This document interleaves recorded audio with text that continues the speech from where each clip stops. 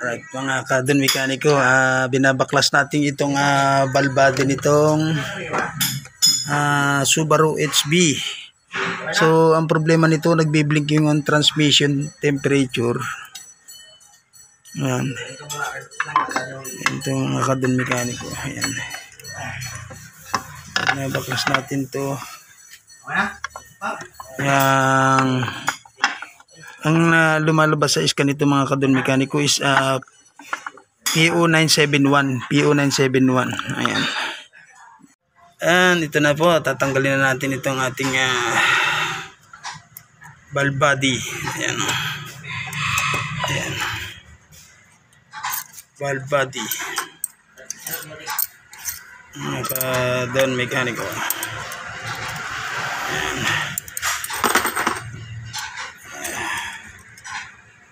Tataas na natin ito mga kadon mekaniko. Ayan. Ayan. Ito mga kadon mekaniko. Isa lang ang ating kamay ngayon. Ayan po, ito yung itsura ng kanyang valve body. Ayan, Subaru HB. Ayan mga kadon mekaniko. Ayan mga kadon mekaniko. Ayan, ito na yung kanyang valve body. Ayan o. So, ito ang PO971. Ito yun. Mga kadon mekaniko, papalitan natin ito. Ito yung itsura ng kanyang transmission nitong Subaru HB mga kadon mekaniko. So ito yung pag in-scan nyo to, PO971, ito yun mga kadon mekaniko sa Subaru HB. Ito may pula na wire na to, tatanggalin natin to mga kadon mekaniko.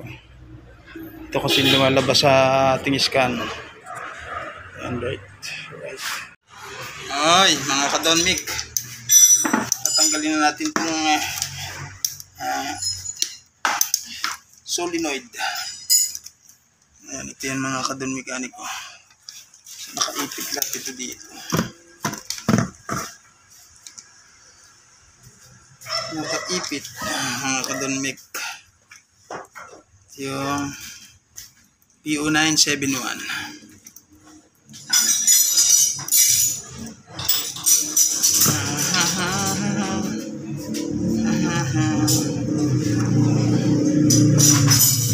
Nakaipit po siya.